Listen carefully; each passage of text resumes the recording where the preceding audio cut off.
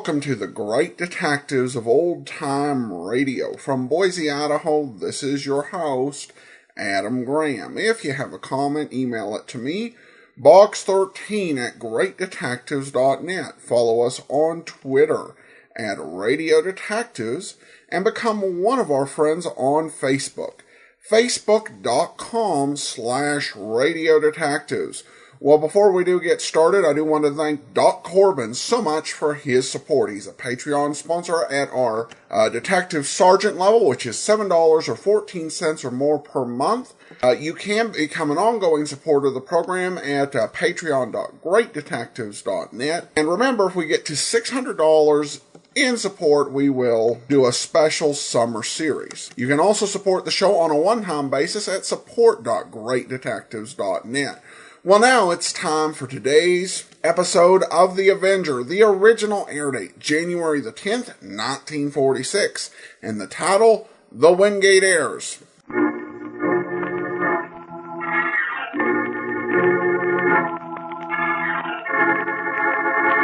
The Avenger. The road to crime ends in a trap that justice sets. Crime does not pay.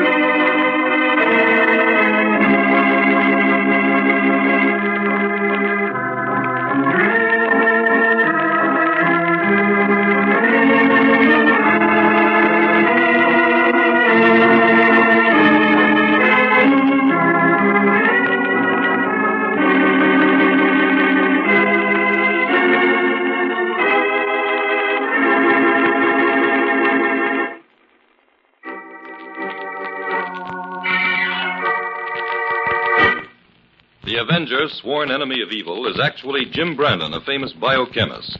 Through his numerous scientific experiments, Brandon has perfected two inventions to aid him in his crusade against crime as the Avenger: the telepathic indicator, by which he is able to pick up thought flashes, and the secret diffusion capsule, which cloaks him in the black light of invisibility. Brandon's assistant, the beautiful Fern Collier, is the only one who shares his secrets and knows that he is the man the underworld fears as the Avenger. And now, the Avenger and the Wingate Heirs.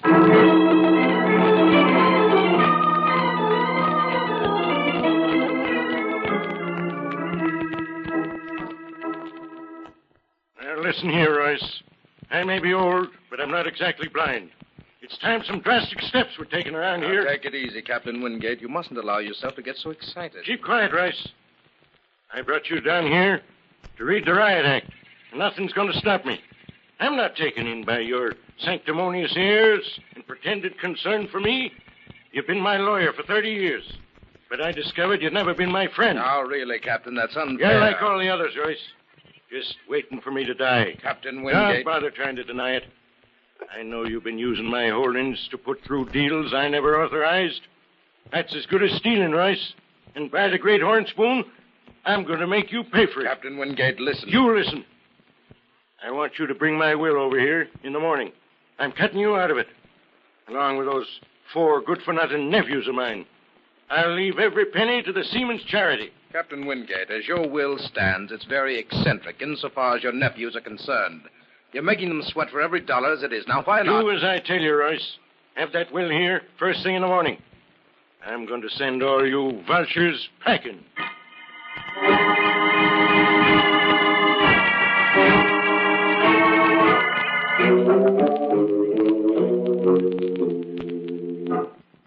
Piper! Piper, where the places are you? I'm telling, Captain, don't get your wind up. You drive that scoundrel Royce back into town, Piper? Aye, that I did, Captain. Say, what's ailing that lawyer? I never saw him in such a sour temper.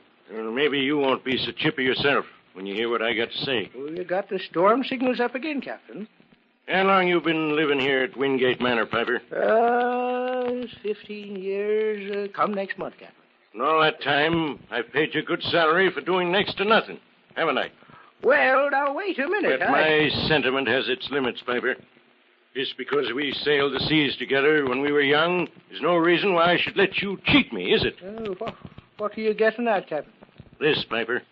You've stripped my orchards of their fruit and sold them. The flowers in my garden went to the florists in town, and you collected. For 15 years, you've sold everything from gas out of my cars to food out of my cupboards. Well, maybe I have done a few things I shouldn't, but You had the gall to sit around here waiting for me to die and leave you a fat pension. Well, the wind has changed, Piper. I found you out. And I'm giving you a week's notice to clear out. Oh, Captain, you can't do that. I'm an old man. You heard me. I'm clearing the decks. You get 1 week. In the meantime, I'll expect some service from you. I knew you could be mean, but I never thought you... Your thinking comes too late. Here, deliver these 4 letters to my nephews in their rooms. I think I should inform my worthy heirs that tomorrow I intend to change my will. Get about it now. All right.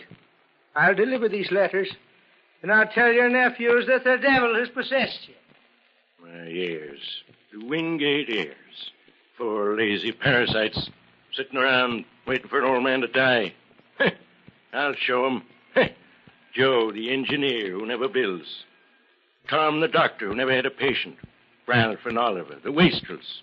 Paupers, all of them. Tomorrow I'll cut 'em off completely. Then I think I'll live to be 100, just to watch 'em suffer.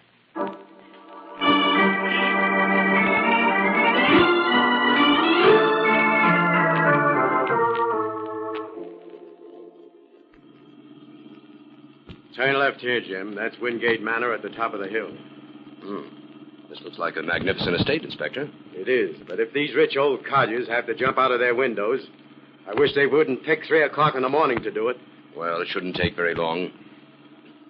Say, there's quite a crowd gathered in front of the house. Pull up here, Jim. Okay. Come on, let's have a look. Step aside, please. Police. There's the body over there, Jim. Better look it over. Right, Inspector. Who's taking charge of things here? I'm Smedley Royce, Captain Wingate's lawyer. I'd be glad to help in any way I can. Were you here when this happened? No, I just arrived. Dr. Thomas Wingate, one of Captain Wingate's nephews, called me. Who discovered the body? I think he did. Dr. Thomas, I mean. That's right, Inspector.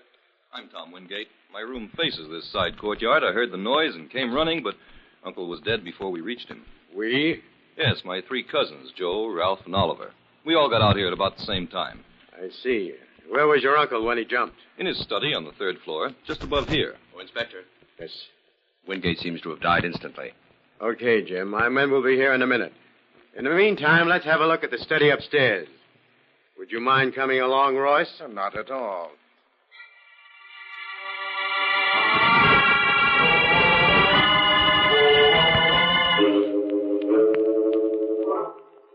The door is locked. Does anybody in the house have a key? Well, no, the captain had the only key, and I suppose that's on the inside. Shall we break the door in, Inspector? Yeah, come on, Jim. Let's put our shoulders to it. All right, ready? Yes. Yeah, that did it. Just a minute. I'll turn on the light. Well, Captain Wingate frequently worked late at night. By the looks of his desk, he must have been writing just Don't touch before... anything on that desk, Royce. Oh, I'm sorry. I just a little curious For the to know moment, what... the case is in the hands of the police. Of course. Captain Wingate seems to have been tracing the history of his family. Yes, that's right. The captain was an ardent student of genealogy. Royce, would you call the members of the family together? There are a few routine matters to straighten out. Yes, of course. Right away, Mr. Brandon. Jim, what are you up to? There's no need to conduct an investigation tonight. Inspector, have your men check to see if the captain had his keys on him when he jumped. They're not in here. Okay, Jim. What was he writing there at the desk? Oh, some kind of a paper entitled Genealogical Reasons for Four Worthless Nephews. Sounds morbid. This stuff proves that the old man was pretty low in his mind. I guess that's why he decided to end it all. Inspector, I'm almost certain Captain Wingate was murdered. What? There are things in this room that just don't add up to suicide. For instance? Well, this is a small, uncomfortable room. Nothing but work would keep a man in here until 3 o'clock in the morning. Well, that checks with what Royce said. Now, look, if Wingate had been sitting there working, he would have had the light on, wouldn't he? Sure. Well, when we came into this room, it was dark. I turned the light on. Say, that's right, Jim. Now, a man about to jump out the window doesn't bother to switch out the light first. No. But a person leaving a room by the door turns it out automatically. All of which adds up to the fact that someone pushed Wingate out of the window. Offhand, I'd say there's more than an even chance of it, Inspector. Well, let's go to work, Jim. Inspector, we'd have a lot to gain by keeping our investigation under cover until after the reading of the will. Yeah. That will might have a very interesting story to tell.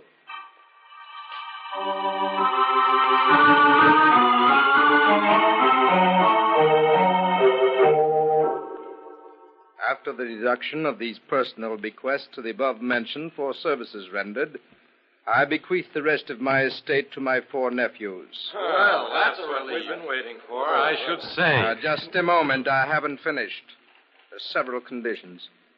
Provided each of those nephews stays in my study alone for 1 week and, using the books available there, traces the history of the Wingate family down to the time of his own birth. If, for any reason whatsoever, the history is not completed, or the person fails to stay within the room for the required week, he forfeits his right to the share of the estate. And the estate will be divided equally among those nephews who succeed in this requirement. If none succeeds, the estate is willed in its entirety to the Seamen's Charity, as indicated above.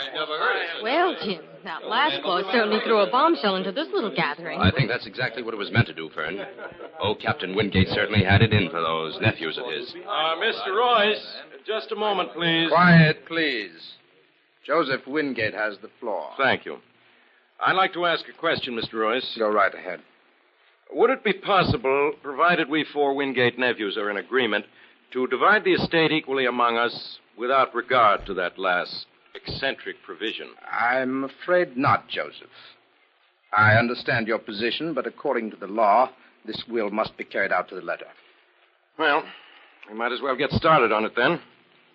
In what order are we to try for the grand prize, Mr. Royce? Ralph Wingate first, Oliver Wingate second, you, Joseph Wingate third, and Dr. Thomas Wingate last. This whole thing is preposterous. You mean you're not going to try for it, Tom? I mean nothing of the kind, Joe. What about you, Oliver? Well, I'm on, and so is Ralph. All right, then. Provisions will be stocked within the room, and no outside communication of any kind will be permitted. The door will be locked from the outside by Captain Wingate's banker. Well, Ralph, are you ready?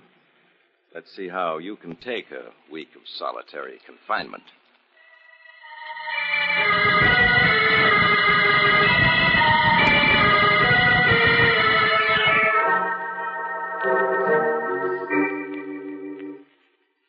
Jim, even though I didn't get in on the ground floor of this case, I know you think old Captain Wingate was murdered. That's right, Fern. But we'll have to move slowly on this.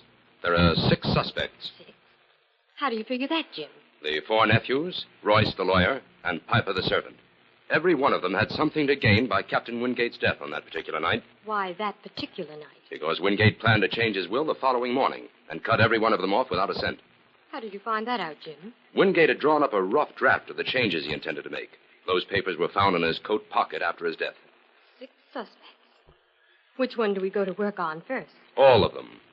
We're going to make a tour of the house. That way we should find out a few things about the people who live in Wingate Manor.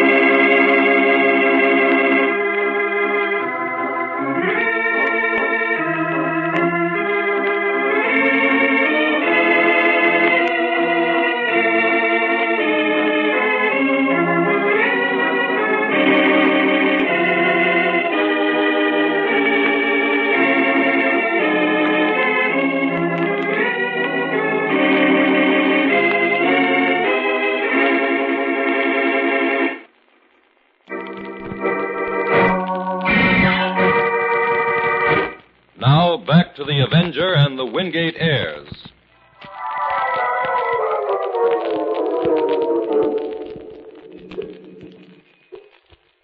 Well, that's that. We've worked our way right up here to the attic, Jim, and haven't found a thing. Except that Wingate Manor could stand for some improvements. Wait a minute, Fern. Do you hear anything in this attic? Yes. Sounds like water dripping somewhere. That's what I thought. Let's have a look. Fern, it's over here on the other side of these trunks.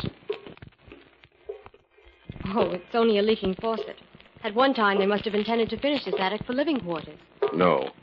This faucet has been installed rather recently, and this tin drain into which it drips is almost new. It probably needs a new washer. Why don't you speak to Piper about it? No, it's all right. I turned it off. Come on, then. Let's get back into town. I'm hungry.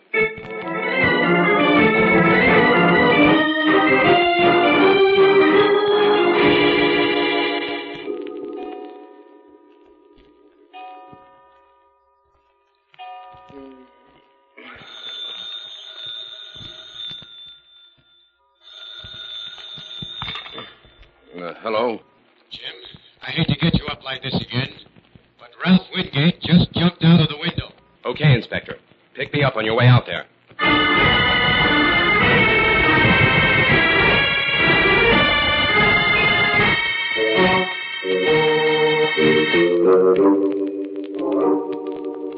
Well, Jim, we had a few hours to go over everything. Do you think Ralph Wingate was murdered? There's nothing to indicate that, Inspector. This has all the earmarks of suicide. Then that washes up the case. Ralph murdered the old captain. Then his conscience started bothering him while he was locked up here alone. A possibility, Inspector, but we'll have to prove it. Well, that might not be so easy to prove. It's Oliver Wingate's turn to go into the study next. Let everything proceed according to schedule. I'm beginning to get an idea, Inspector.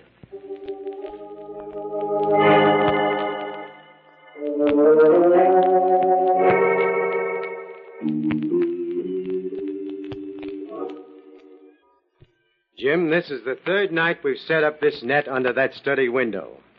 I think Oliver's going to stick it out. If he does, then we're right back where we started, Jim. Fern, I still believe Oliver will jump. And when he does, we've got to be on hand to save him. Can we rehearse everything so there won't be any slips? All right. Here's the plan. As soon as Oliver jumps, we bundle him off in that car over there, and the inspector's men will rush him to the hospital and keep him under guard. In the meantime, we bring in the net, place that dummy underneath the window, and cover it up. Then we give the alarm. And within a few minutes after that, some of my men will arrive and bear the dummy away. And to the best knowledge of our suspects, Oliver Wingate is dead. All very well, but where does all this get us? It gives us a chance to question Oliver Wingate and find out why he jumped. From there, it should be easy to trace the murderer. Oh, Jim, look. It's Oliver. He's on the window ledge. He's going to jump, all right. Get ready, Inspector. The noise! The noise! I can't stand it! Hey!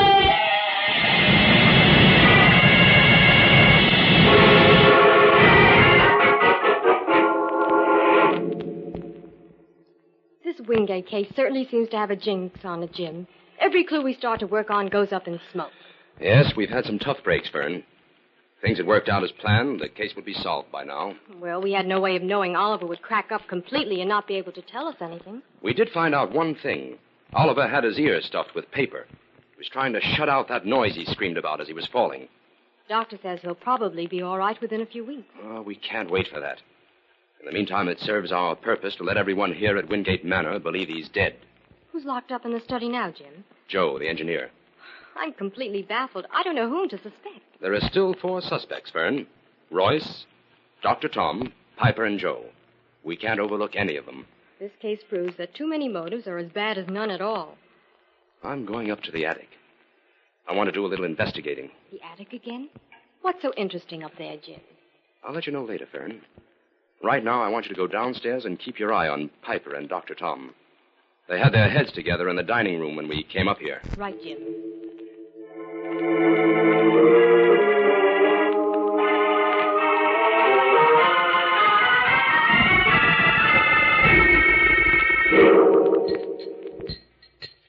Will you be having another helping, Dr. Tom? No, thanks, Piper. I'm not hungry. Oh, that's too bad. You ought to eat, Dr. Tom. At a time like this, a man needs his strength. Yeah, things are in a mess, all right. Every time I turn around, I run into Brandon or that police inspector. Why don't they keep their noses out of things that don't concern them? Well, I reckon the police have a right to get their wind up over 3 deaths, Dr. Tom. 3 suicides, Piper. Were they, Dr. Tom? Piper, what are you driving at? Oh, nothing. Come on, out with it. Well, you got to admit that the old captain died mighty convenient for a lot of people. You included, don't forget that. Your head was going to roll with the rest of us. Oh, I'm not accusing anybody, no. I'm just talking. Well, be careful what you say. Jim Brandon's snooping around the house somewhere. If he should happen to find out that Uncle planned to change his will, he'd arrest all of us on suspicion. You know, I got a feeling all our troubles will be over, so. And what makes you think that? Well, Mr. Joe ain't the jumping kind. He'll last the week out up there in the study. Well, if Joe can do it, so can I. When my turn comes, I'm not going to oblige Joe by jumping out the window and letting him inherit everything. Well, I hope you're right. Because if neither you nor Mr. Joe sticks it out, Mr. Royce will have the most to gain. Aye. He's to be one of the trustees if the estate goes to charity, ain't he? Yes. Yeah, that Royce is a slick one, all right. Right. But I'm putting my money on Mr. Joe, though. He's got a stubborn streak in him. Just like the old captain. Yes, you and Joe always did side together, didn't you? You know, sometimes I wonder... Oh, get into the kitchen, Piper, before I say something I'll be sorry for.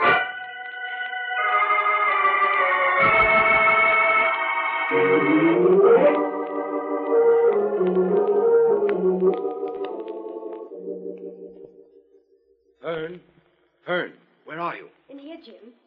Piper and Dr. Tom have been arguing in the dining room, but I couldn't make out what they were saying. Never mind that now. I've hit on something, Fern. Something I believe may break this case. Good. What is it? You'll have to help me test it out. What do you want me to do? First, let's synchronize our watches. It's exactly 1:30. Right. Now, you go up to the attic, and at 1:40, open that faucet up there and start the water dripping. Okay.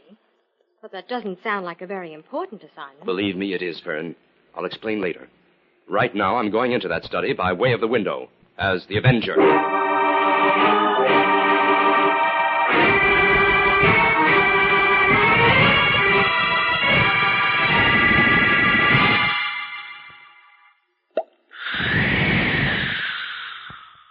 What's that noise?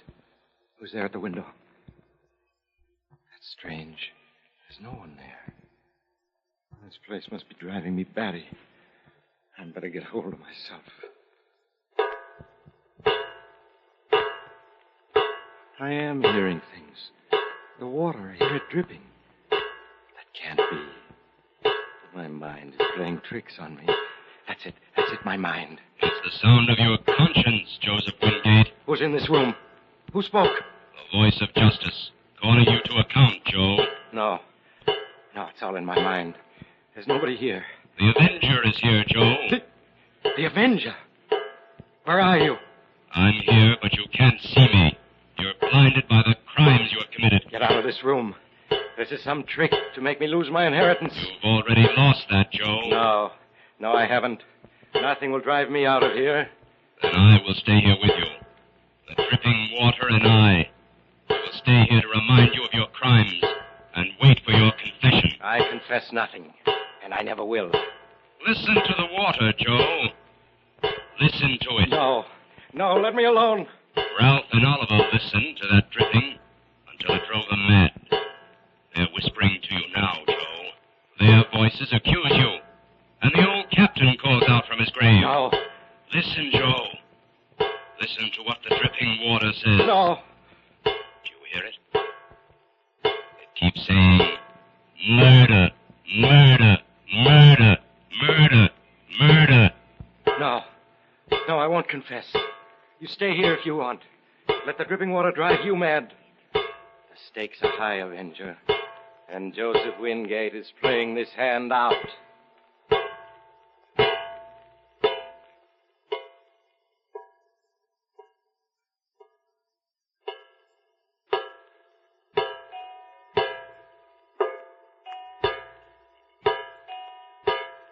It's 3 o'clock, Joe. To remember, there was 3 o'clock when you pushed your uncle from that window. Let me alone. Let me rest. There's to be no rest for you, Joe. Not until you confess your crimes. I can't stand it any longer. Turn that water off. Stop it! Stop it! Ralph and Oliver cried out like that, Joe. But there was no one to hear them. Stop it! They stuffed their ears with paper, but they couldn't shut out the sounds. And so they jumped. No. No, I won't jump. Confess that. I can't stand it. I'll tell everything. Yes. Yes. Write it all down, Joe. Write it down. And as soon as you've finished, the sounds will stop. Start writing, Joe.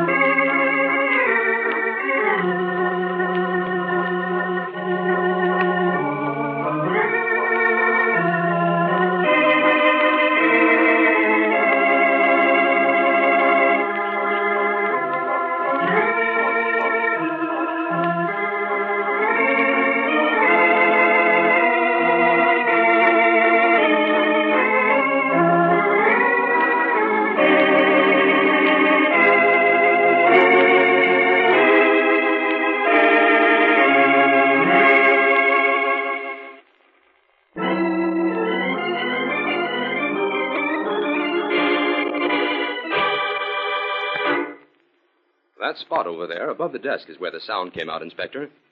I don't see anything, Jim. The wall looks all right to me. Oh, wait a minute. I'll tear off a section of this wallpaper and show you what's behind it. Well, what do you know? The design on the paper right here was perforated to let the sound out. Why, Jim, there's a big amplifying horn set there in the wall. That's right, Fern. This horn was wired to that small dictaphone I showed you under the tin drain of the water faucet in the attic. All Joe Wingate had to do was let the water drip. A few days of listening to that was all a man could stand. Particularly when he thought he was imagining it. Well, fortunately, Joe couldn't stand it either.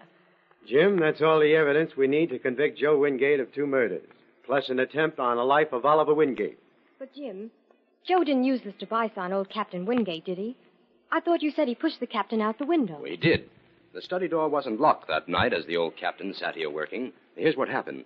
Joe walked in on him, pushed the captain out the window, picked the old man's key ring up from the desk, turned out the lights automatically as he left the room, locked the door after him, and went back to his room. Then when Dr. Tom gave the alarm, Joe ran out into the courtyard. Right. And under the pretext of helping Tom examine his uncle, he dropped the keys into the captain's pocket where we found them. Jim, what first led you to suspect Joe? Well, that dripping faucet in the attic intrigued me from the beginning. I kept checking back on it, and every time I turned it off, someone turned it on again, up until the time Joe went into the study. Then it was turned off tight. That was the tip-off, and I decided to give Joe some of his own treatment. Well, it certainly worked, Jim. But what about this angle? Joe must have known exactly what was in his uncle's will, otherwise he couldn't have arranged everything like this. He did, Fern. He admitted that in his confession. He had everything prepared months ago. Then, when the captain decided to change his will, it forced Joe's hand, and he had to kill his uncle. Gosh, if anyone ever leaves me any money, I hope it doesn't have any strings attached. You'd better send out a radio flash to that effect, Inspector. Inform all millionaires that Fern prefers her legacy in small change.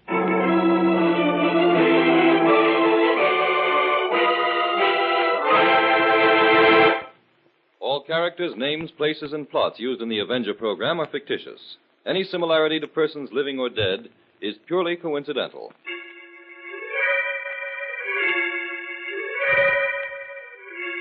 This is a thought. A thought. A thought. Remember, listen for another adventure of... The Avenger.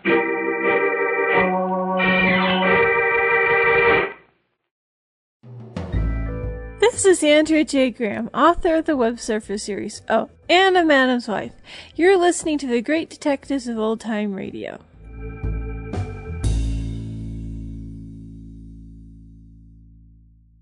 Welcome back. An interesting episode. One big problem here is that he basically admits to being the Avenger since he claims to be the one to have obtained the confession.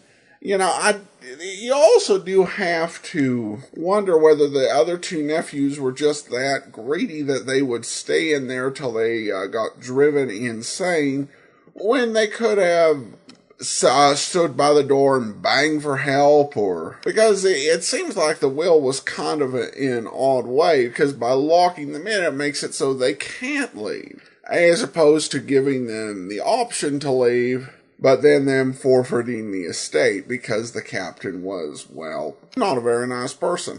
Alright, well, that will actually do it for today. Join us back here tomorrow for the adventures of Philip Marlowe. And then on Thursday, it's Boston Blackie. And of course, next Tuesday, join us back here for another episode of The Avenger. In the meantime, send your comments to box13@greatdetectives.net. Follow us on Twitter at Radio Detectives and become